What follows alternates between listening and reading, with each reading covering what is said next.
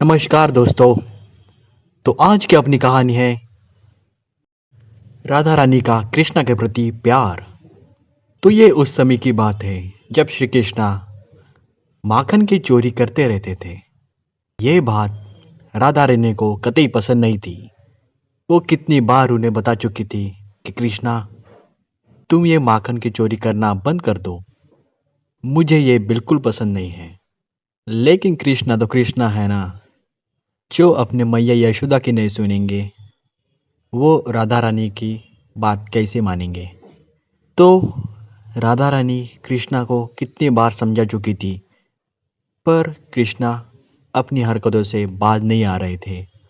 वो नियमित रूप से माखन चुराते रहते और अपनी लीला दिखाते रहते। तो इस बार राधा रानी ने भी मन बना लिया था कि श्री कृष्णा को सबक सिखाना तो पड़ेगा ही। तो राधा रानी भी श्री कृष्णा से दूर हो गई। राधा रानी भी श्री कृष्णा से बात नहीं करती थी। वो उनसे कई दिनों से मिली भी नहीं थी। तो श्री कृष्णा को लगा, अरे राधा रानी किधर है, क्या है, उनका कुछ अता पता ही नहीं है। तो फिर क्या था, श्री कृष्णा ने अपनी एक नई लीला रची। वो एक अलग ही रूप में आ गए। वो एक नाम गोदाने वाले बन गए और उन्होंने चुनरी भी ढक ली। ये सब करते करते वो चले गए राधा रानी के घर की तरफ।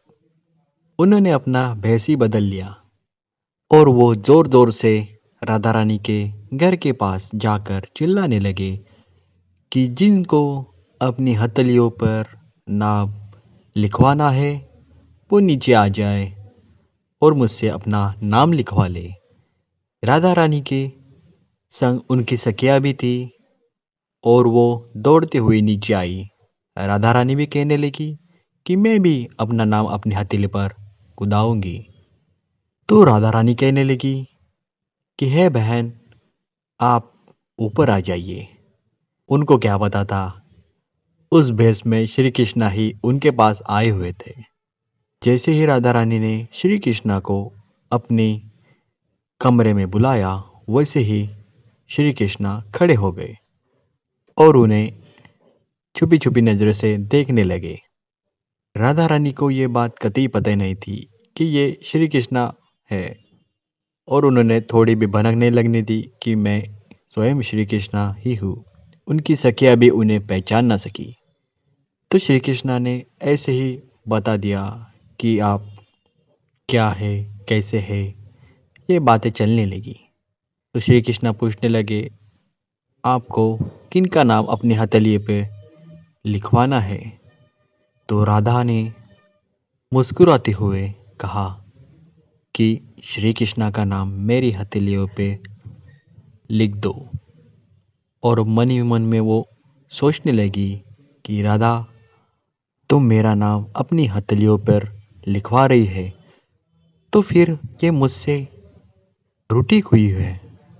ये मुझे कुछ समझ में नहीं आ रहा था, पर एक बात तो समझ चुकी थी कि राधा भी श्री कृष्ण से उतना ही प्रेम करती थी जितना श्री कृष्ण राधा से। तो ये बात जैसे ही श्री कृष्णा को पता चली, वो खुश हो गए और राधा रानी भी मन ही मन में खुश होकर हंसने लगी।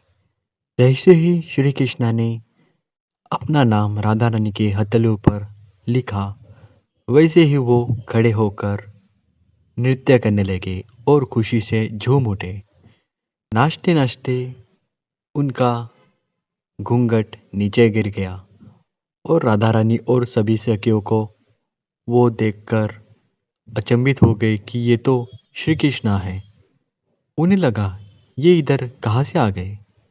और राधा रानी भी उन्हें देखते ही एक अलग ही तरीके से शर्माने लगी और उन्हें लगा, हाँ ये मैंने क्या कह दिया।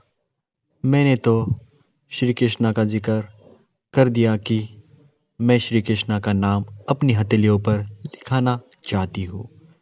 वो शर्मा सी गई। उधर श्री कृष्णा बड़ी ही झूम झूम कर नृत्य कर रहे थे। ये सब देखकर राधा रानी भी मुस्कुरा रही थी और उनकी सखियाँ भी कहने लगी, अरे ये देखो श्री कृष्णा कैसे आ गए इधर। और ये सब देखकर हंसने लगे। तो ये तो पता चल गया कि श्री कृष्णा और राधा रानी का प्यार अमर है। तो ये थी दोस्तों आज की एक कहानी कि कैसे श्री कृष्णा ने रूठी हुई राधा रानी को हंसाकर अपना प्यार वापस ले लिया। आशा करता हूँ आज की कहानी आपको पसंद आई होगी। अगर आपको आज की कहानी पसंद आई हो तो मेरे चैनल को सब्सक्राइब कर दो और लाइक भी कर दो। फिर मिलते हैं अपनी अगली कहानी के साथ। तब तक के लिए धन्यवाद और हाँ, जय श्री कृष्णा।